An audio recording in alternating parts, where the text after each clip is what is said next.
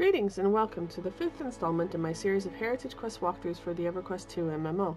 I am Nandy Mistwalker, leader of the Rain Dancers Guild, and I'm going to guide you through these quests. In the Heritage Quest timeline, I'm using the one from the fandom linked below, there are 4 quests that we could do at this level. They all have different minimum levels, but the quests themselves are all level 30. We have finished Dragoon Kane for the Shiny Brass Halberd. This time I am taking us through an axe from the past for the Polished Granite Tomahawk. I also plan on releasing a walkthrough for Nectar Post Castle as we start getting quests that need pieces from inside there. This is an axe from the past. From start to finish it took me an hour and a half to finish. The timestamp references in the description below. Let's get started.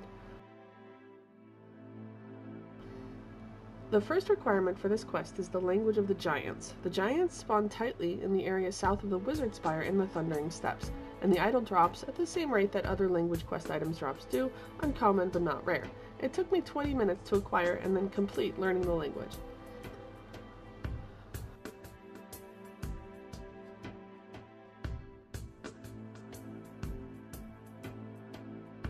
Close by is the giant Obsid.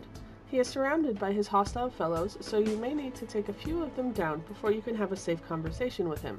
In this game, the chat bubbles are attached to the speaking creature's head, so you will need to get into first-person mode and look all the way up to see his text. He tells you that he's missing his pet, Little Tarby. You agree to go find him. Little Tarby is close by, just run along the cliffside walls of the ravine. Past the bridge, it's the first left.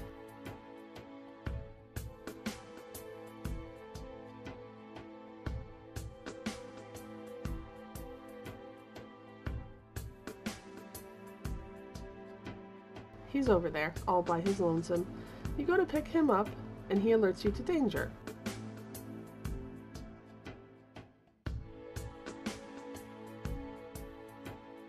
Wolves. Several years ago, Tarby had an actual health meter, so you had to protect him and watch your AE attacks. These days, he's just another NPC, so you shouldn't have any difficulties.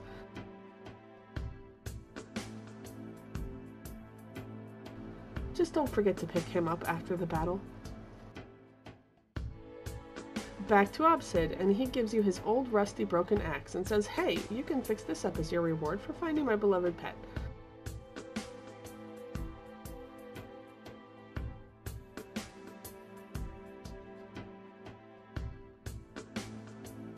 First, you will need some granite. These are an uncommon pull from the windswept stones in the Thundering Steppes. The stones also spawn in the Nectarless Forest, but the quest calls for the one in the steppes, so there's no reason to port all over the world. I'm not even sure if the other spawns will work.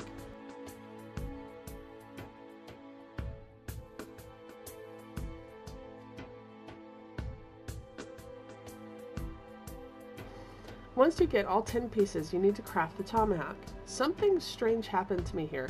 I got the crafting recipe and the other ingredients for the repair, but it auto-made the thing for me and I didn't need to go anywhere.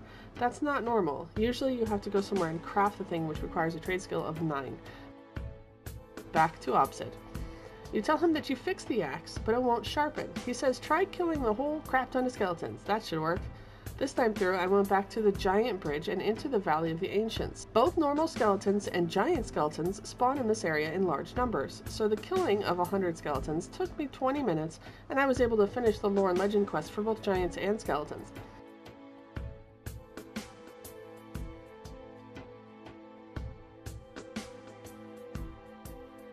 Back to Obsid.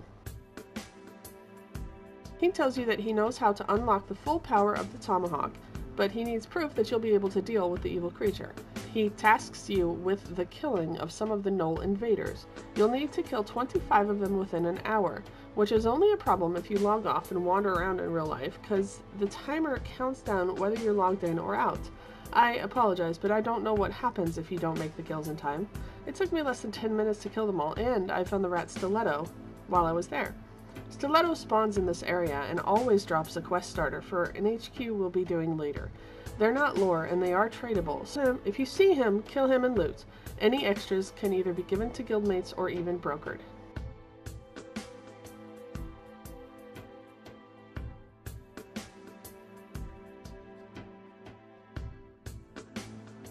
Back to Obsid. He says, "Very well, go to the Cove of Decay and kill the evil Octagorgon, and you will have unlocked the Tomahawk's full power." You can get to the Cove of Decay from several different directions. Use the route you are most comfortable with. I went through the grave pools, but the others work just as well.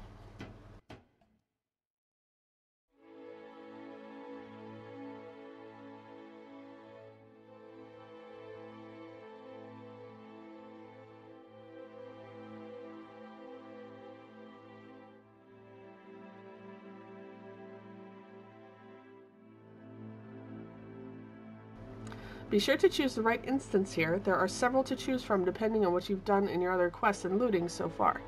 The one we're looking for is the plain old average Cove of Decay. Inside the cove can be dangerous. There are a number of grouped encounters.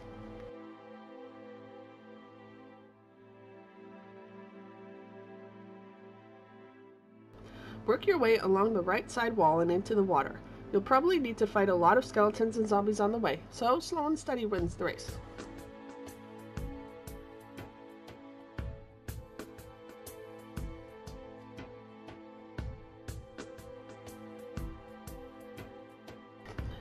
If you have anything that lets you breathe underwater, now is the time to use it. You do not want to have to worry about drowning while you're fighting this thing.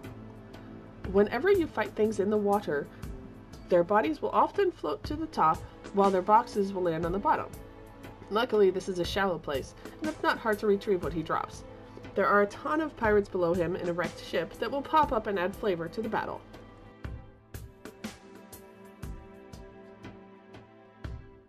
Once you kill the Octagorgon, your quest will be over. You technically have a choice as to which weapon you will take, but only the tomahawk can be turned into a house item and put on display. Neither one of them are good as equipment at this point in Norath's history, so the more useful one is the one you can decorate your house with. Before we leave, though, there is one more thing we should get.